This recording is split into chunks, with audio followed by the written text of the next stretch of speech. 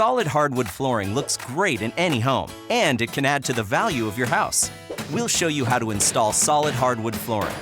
If you haven't prepped your floor, do that first. You can learn about that in our subfloor prep video. Speaking of subfloors, 3/4-inch solid hardwood needs to be installed with nails over plywood, on or above grade in your home. Not in a basement and not directly on concrete.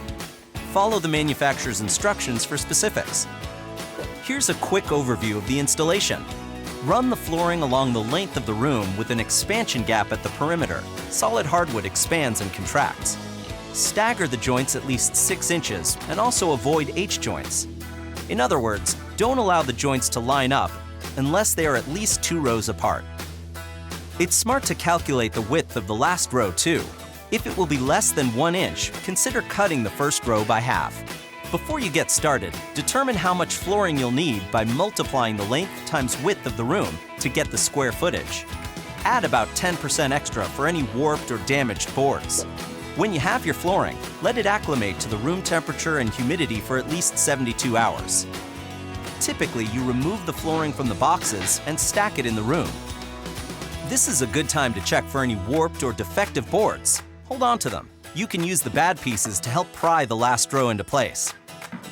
Also, you might be able to cut off the damaged parts and use the good pieces for your install. When the flooring has acclimated, pick out the straightest boards for the first 2 rows. Hold the first board on the starting line you snapped during prep, groove side toward the wall. Set spacers for the expansion gap, typically 3/4 inches. Face nail about 1/2 inch from the tongue side, starting about 3 inches from the ends, and generally every 6 inches in between. We're using an air nail gun, but drill pilot holes if you're using a hammer and nail set. Tap the next piece in place with a tapping block and mallet, and continue face nailing. You can fill the nail holes with matching floor putty later. When you get to the end, cut the board to fit. Remember to account for the expansion gap. Place the board face up and cut with a flooring blade. Then install. Now, blind nail at a 45-degree angle every 6 inches. If using a hammer and nails, be sure to drill pilot holes. To start the second row, push the groove onto the tongue of the first row and tap the boards together with a tapping block. Keep installing the next few rows this way, staggering the joints at least 6 inches. It's a little slow now, but the installation will pick up once you have enough room to use a flooring nailer. To use the flooring nailer, hold it against the flooring tongue and hit it with a hammer. And hit it again, and again, spacing the nails.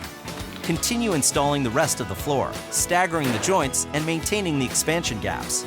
Mix boards from different boxes so you don't have patches of similar color or grains.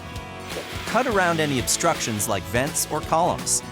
When you get to the last few rows where the flooring nailer won't fit, blind nail where you can. For the last 2 rows, you'll have to face nail along the tongue side. To fit the very last row, cut the pieces, keeping in mind the expansion gap. Use a pull bar to wedge the pieces in place. Then face nail. If the last strip will be less than 1 inch wide, glue it to the previous row. Finish up by cutting the excess underlayment, filling nail holes with wood putty, and reattaching the baseboards and shoe molding. Attach the trim to the wall, not the floor. Then add the transitions, and it's finished. Solid hardwood definitely adds a rich look to this room. Want more great ideas and how-tos? Go to lowes.com/howto or click subscribe. If you're looking for another hardwood flooring option, check out how to install engineered wood flooring.